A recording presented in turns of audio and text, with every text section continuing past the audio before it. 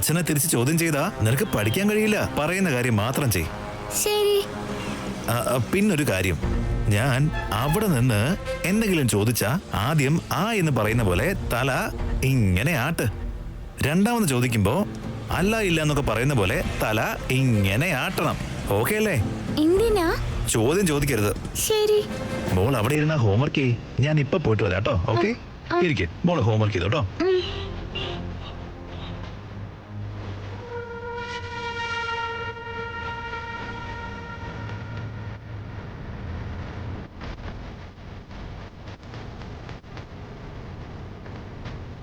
Sir, ഒരു minute sir.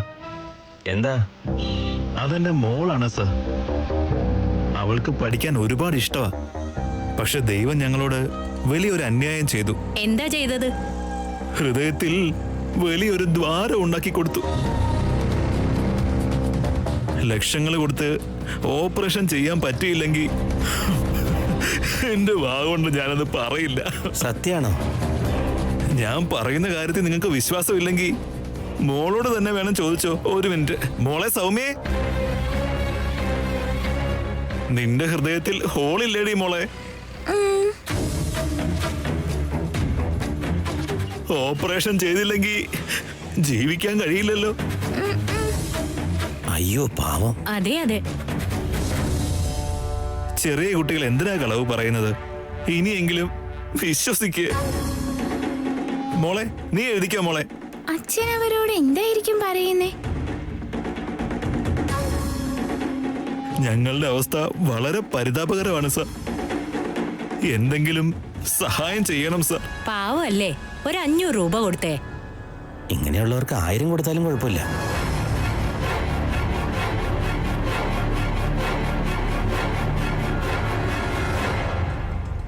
Mahadevan നിങ്ങളുടെ കുടുംബത്തെ നന്നായി നോക്കട്ടെ.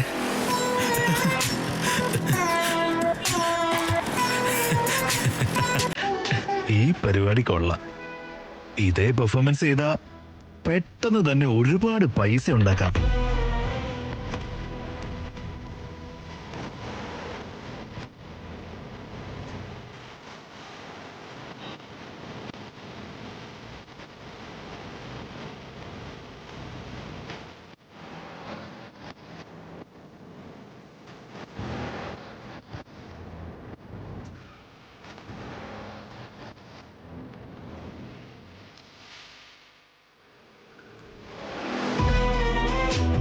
കൊട്ടയും ചട്ടിയില്ലാത്ത വ്യാപാരം ഇതങ്ങ് കണ്ടിന്യൂ ചെയ്താൽ മതിയല്ല.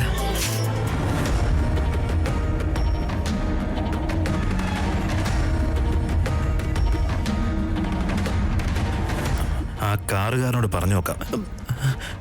സാറേ ഒന്ന് നിർത്ത് സാറേ. നമസ്കാരം സാറേ. നമസ്കാരം ചേച്ചി. അവിടെ ആ മരത്തിനടിയിരുന്ന് പഠിക്കുന്ന ബാലസരസ്വതി എന്റെ മകളാണ് സാറേ. എന്റെ മകളാ. അധികകാലം ജീവിക്കില്ല സാറേ.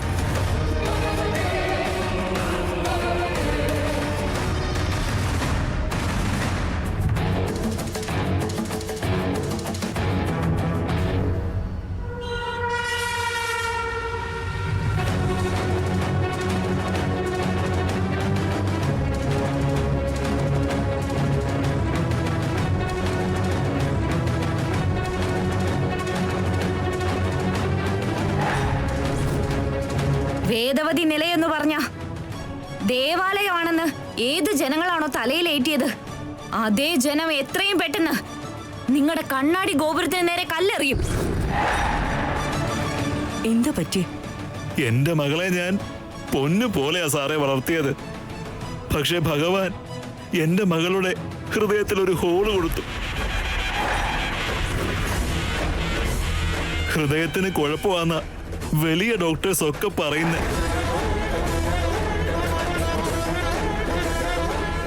ചികിത്സയ്ക്ക് വേണ്ടി എനിക്കുണ്ടായിരുന്ന 2 ഏക്കർ സ്ഥലവും വലിയൊരു വീടും വിൽക്കേണ്ടി വന്നു. എന്നിട്ടും ഒന്നും ആയില്ല. 5 ലക്ഷം കൊടുത്താൽ ഓപ്പറേഷൻ ചെയ്ത് ജീവൻ രക്ഷിക്കാന്ന് പറഞ്ഞു. 1 ലക്ഷത്തിന്റെ കുറവുണ്ട് എന്റെ ചേച്ചി.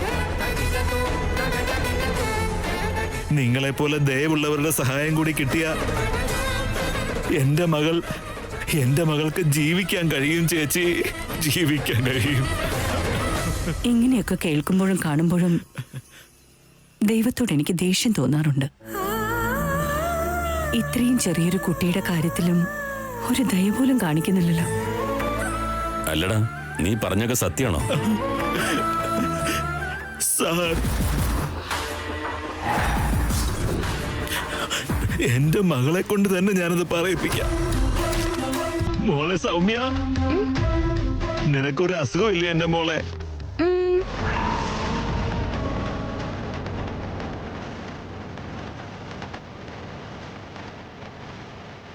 ഓപ്പറേഷൻ ചെയ്തില്ലെങ്കിൽ ജീവിക്കാൻ കഴിയില്ലല്ലോ.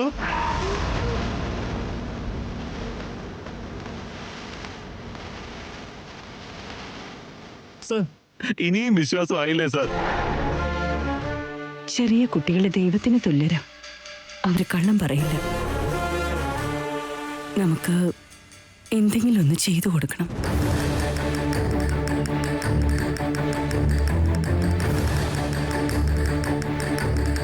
ഇതാ ഈ 10,000 വെച്ചോ.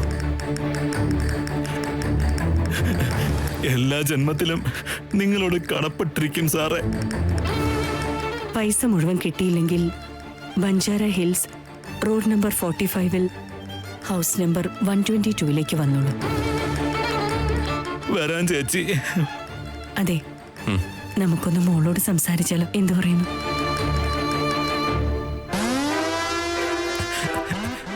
എന്ത് സംസാരിക്കാനാ ചേച്ചി? അവൾക്കൊരു ധൈര്യം കൊടുക്കാൻ വേണ്ടിയാ. ഈ കാര്യത്തെക്കുറിച്ച് വീണ്ടും വീണ്ടും സംസാരിച്ച എന്റെ മോൾക്ക് സങ്കടമാവില്ല ചേച്ചി? അതൊന്നും പറയില്ല. വെറുതെ ഒന്ന് സംസാരിക്കാനാ, അത് മതി. പ്രോമിസ് തരണം. പ്രോമിസ്.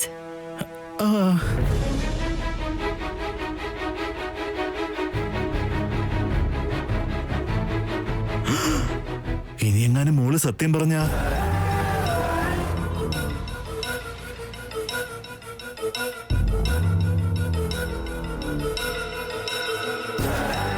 മോളെ,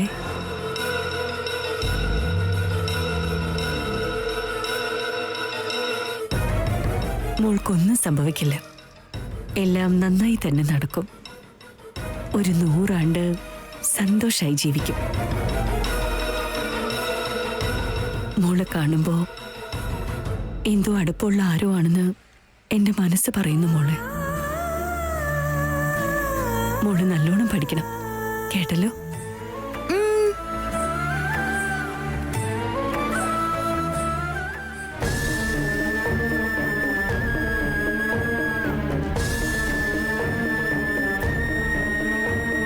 സമയായി, പോണ്ടേ? ദാ വരുന്നു.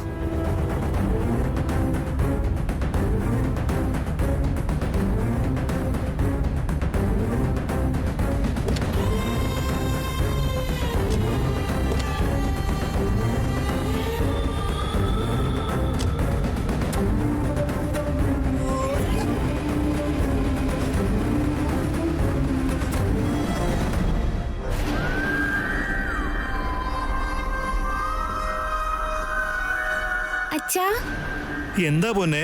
അവരോടൊക്കെ അച്ഛൻ എന്നെ കുറിച്ച് എന്താ പറഞ്ഞേ? നീയേ നല്ലോണം പഠിക്കുന്ന കുട്ടിയാണെന്നാ പറഞ്ഞേ. എനിക്കത് അങ്ങനെ തോന്നിയില്ലല്ലോ. ഞാൻ പറയാം മോളെ.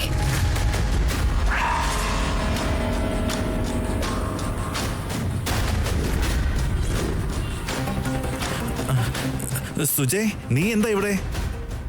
നിന്റെ ഹൃദയത്തിന് ഹോളുണ്ടെന്നും പെട്ടെന്ന് ഓപ്പറേഷൻ ചെയ്തില്ലെങ്കിൽ നീ മരിച്ചു പോകുന്നു പറഞ്ഞ പൈസയ്ക്ക് വേണ്ടി തെണ്ടുന്നതാ മോളെ.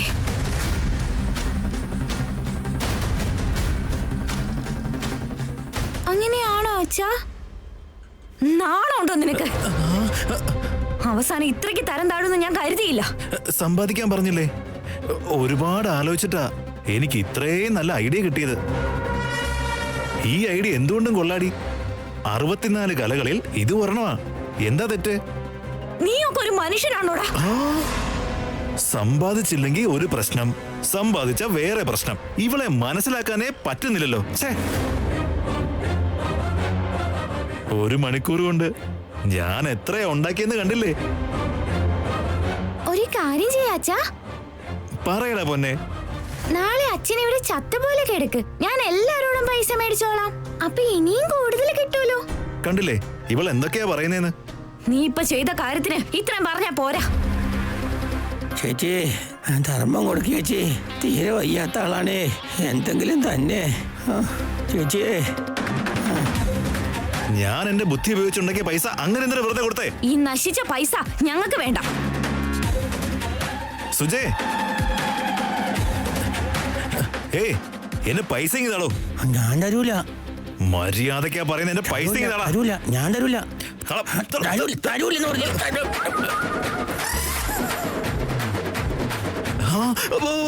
അയ്യോ ദൈവമേ, ലോകത്ത് എന്നേക്കാ വലിയ കള്ളന്മാരുണ്ടായിരുന്നല്ലേ?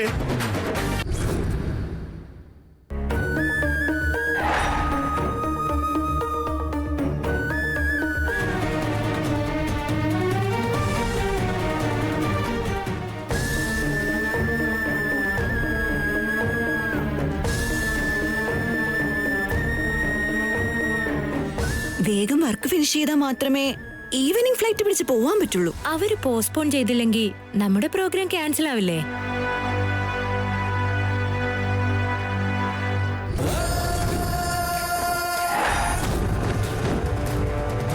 എന്തു പറ്റി? നീ ചെല്ല, ഞാൻ ഇപ്പൊ വരാം. ആ ശരി.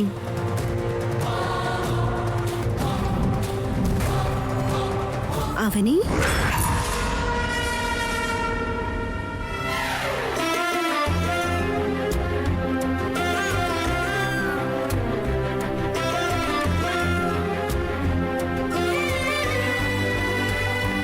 ഗീത,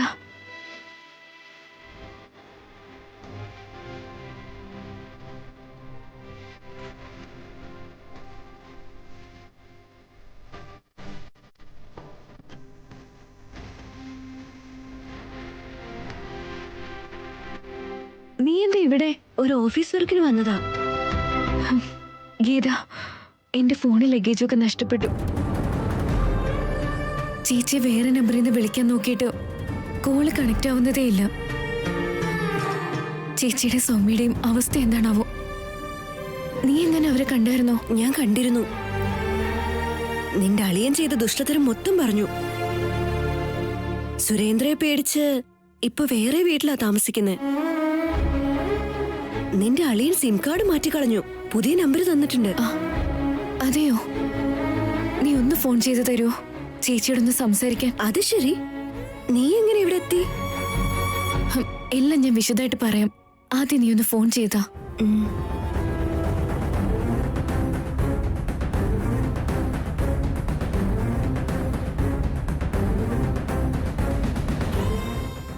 ഫോൺ റിങ് ചെയ്യുന്നുണ്ട്.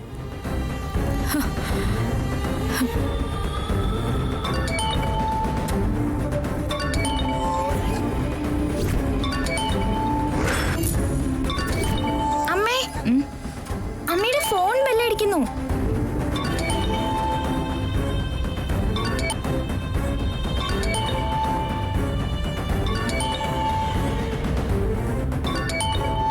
ഗീതയാണല്ലോ. ഗീത, അവനെ കുറിച്ച് എന്തെങ്കിലും വിവരം കിട്ടിയോ? ഇതുവരെ അവൾ എന്നെ ഒന്നും വിളിച്ചിട്ടില്ല ഗീത. എവിടെ എന്റെ കുട്ടി ഉള്ളതെന്ന് പോലും അറിയില്ല. ചേച്ചി,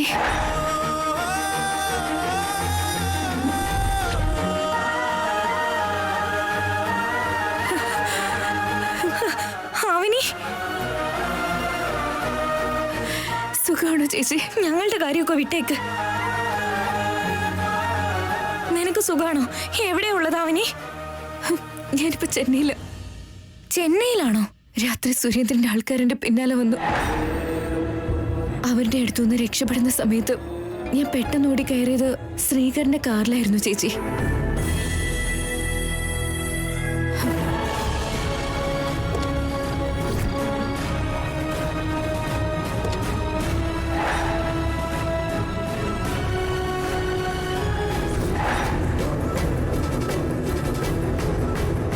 എന്റെ പ്രശ്നങ്ങൾക്ക് പരിഹാരം കാണാന്ന് എനിക്ക് വാക്ക് തന്നിട്ടുണ്ട്. ആ പറഞ്ഞ പരിഹാരം എന്താണെന്ന് എനിക്ക് ഊഹിക്കാൻ പോലും പറ്റുന്നില്ല. അന്ന് നാഗാർജുന സാഗറിൽ നിന്ന് അവൻ നിന്നെ രക്ഷപ്പെടുത്തി. പിന്നെയും അവനിപ്പോ രക്ഷപ്പെടുത്തിയില്ലേ? നിന്നെ രക്ഷിക്കാനായിട്ട് ദൈവം അവനെ അയച്ച പോലെ തോന്നുന്നുണ്ട് എനിക്ക്. ഇപ്പൊ എന്തായാലും നീ അവന്റെ കൂടെ തന്നെ നിൽക്കുന്നതാ നല്ലത്.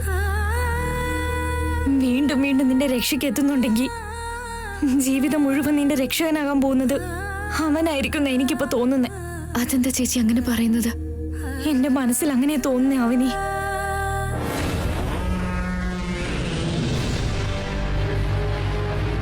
നീ വലിയ വീട്ടിലെ മരുമകളാകുന്നല്ലേ ജോത്സൻ എന്ന് പറഞ്ഞത്? അതിന് ശ്രീകറിന്റെ വീടാണെങ്കിലോ? ചേച്ചി ചേച്ചി വെറുതെ വേണ്ടതൊന്നും ആലോചിക്കല്ലേ. അവന് ഒരു വട്ടം ആ പയ്യനൊന്ന് ഫോൺ കൊടുക്കുവോ? അവനകത്താ ഉള്ളത്. എന്നാലും ചേച്ചി ഇങ്ങനൊക്കെ ആലോചിക്കുന്നത് ഒരിക്കലും ശരിയല്ല.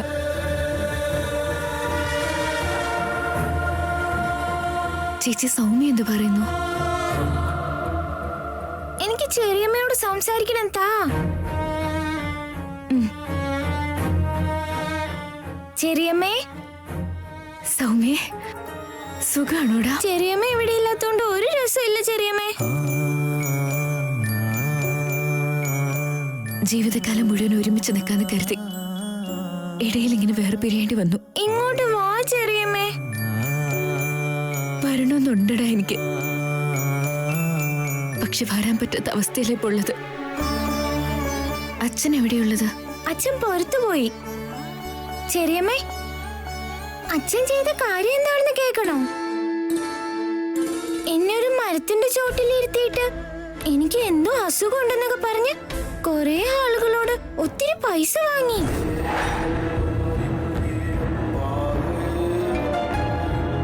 ആരോടാ സംസാരിക്കുന്ന മോളെ?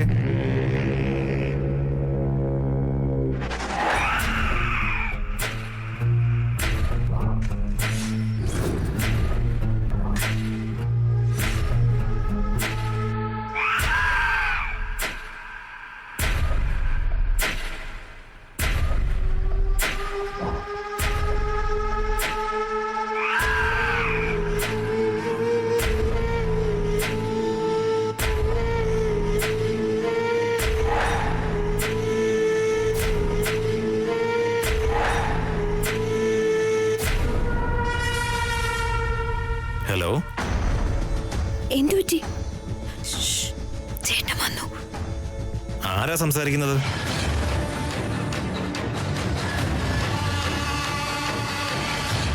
ചോദിച്ചാ പറയാത്തതെന്താ? ഹലോ,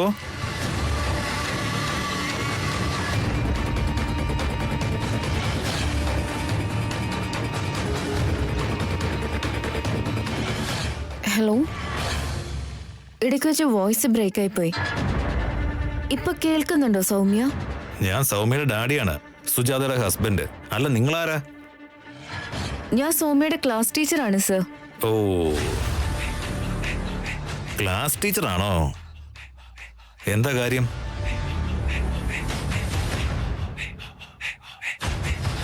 മോളിപ്പോ സ്കൂളിലേക്കൊന്നും വരുന്നില്ല, അതറിയാനാ വിളിച്ചത്. വരുന്നുണ്ടല്ലോ മാഡം. അല്ല, നിങ്ങൾ വരുന്നുണ്ടോ? അല്ല, ഞാൻ 2 days ലീവിലാണല്ലോ സർ. എന്നാ പിന്നെ ആ കാര്യം പറ. എന്റെ മോള് സ്കൂളിലേക്ക് എല്ലാ ദിവസവും വരുന്നുണ്ട് മാഡം. നിങ്ങൾ ഒരു ടെൻഷനും അടിക്കണ്ട. ഇനി എന്തെങ്കിലും പറയാനുണ്ടോ? ഇനിയൊന്നും ഇല്ല സർ. ഓക്കെ, ശരി.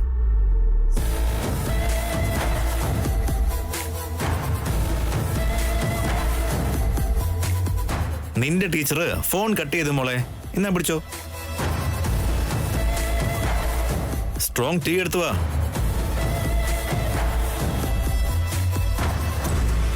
എന്താ അങ്ങനെ നോക്കുന്നേ? ഓ,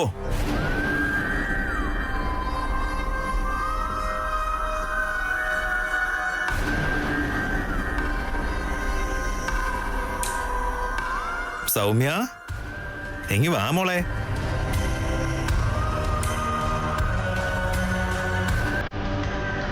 എന്തിനാ വിളിച്ചേ? നിന്റെ ടീച്ചറിന്റെ പേരെന്താ മോളെ?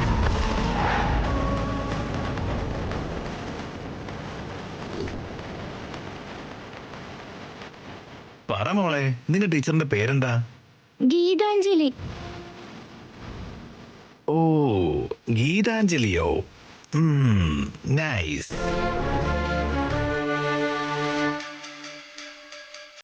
ഹോംവർക്ക്.